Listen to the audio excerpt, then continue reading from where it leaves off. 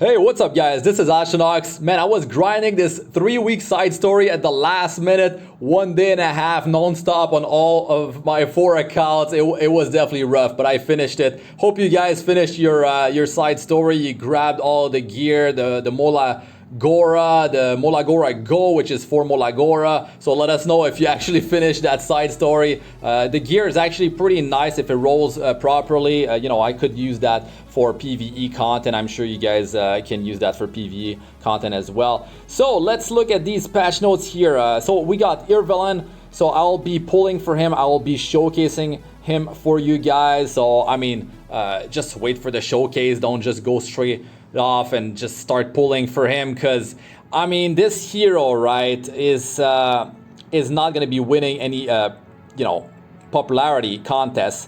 So yeah, let's look at this hero. He's a boy, right? He's no waifu, he's no husbando, he's just a boy. And yeah, Earth Thief, his stats are very good, his base stats are very good.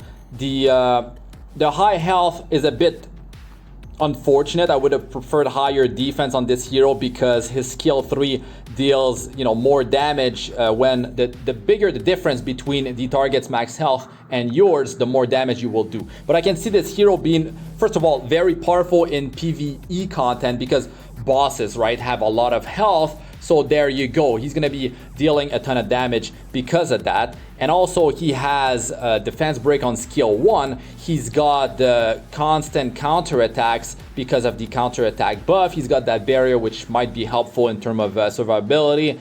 And he's got the immunity here on a 2-turn cooldown with the skill number 2. And his combativeness, the cycling will be pretty fast because the target will have a lot of health. So yes, in PvE, he's going to be great, right? But if you look at this hero for PvP content, where is he going to shine the most?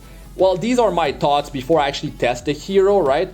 I feel like this hero is going to be better in a controlled environment. So I'm talking like arena offense, Guild War offense. I mean, not on defense. And in World Arena, it's yes, he does require setup. So you will need an attack buffer or a defense break to be applied on the target, and then you can pretty much take out anyone with the soul burn because you get an extra turn. That means you can combo skill 3 into skill 2 or skill 3 into skill 1, and then you will just take out that target. Even like really tanky heroes, they should be going down. But if they have barrier, if they have adamant shield, Aureus, if they have all these layers of protection, especially with defense buff, because you didn't go first, then yeah, they could most likely survive your damage even if you're going with skill 3 into skill 2. But if you have the proper setup, you got a soul burn, 20 souls, you got the attack buff, that could be enough to just take out really tanky heroes.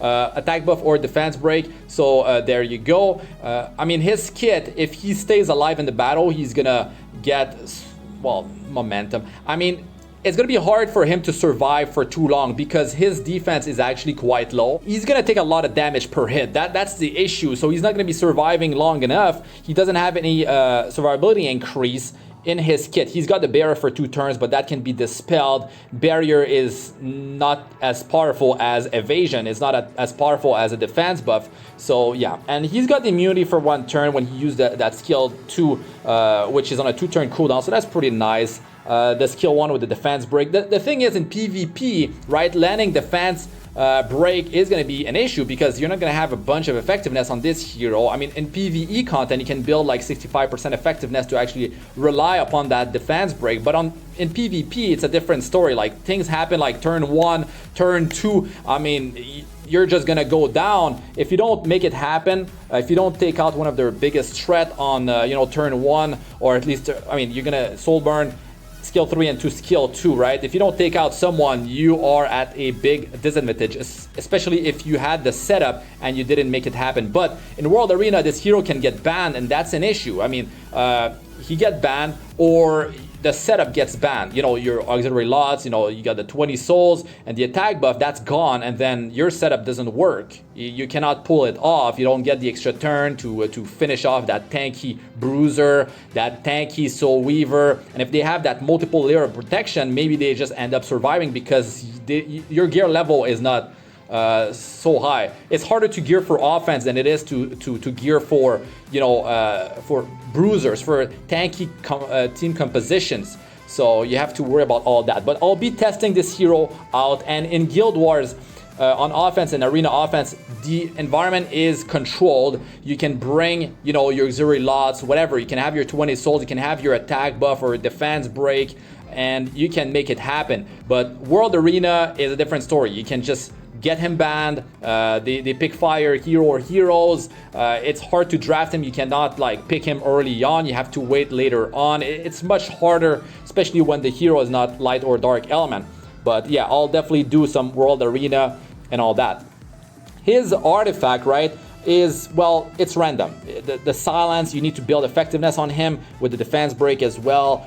This works on single target attacks. He builds that passive attack increase, which stacks with attack buff. So that's pretty nice if you can keep him alive in the battle. If you build him like too tanky, like high health, then like you're not gonna benefit from that difference, that damage boost, the difference in health between yourself and the target.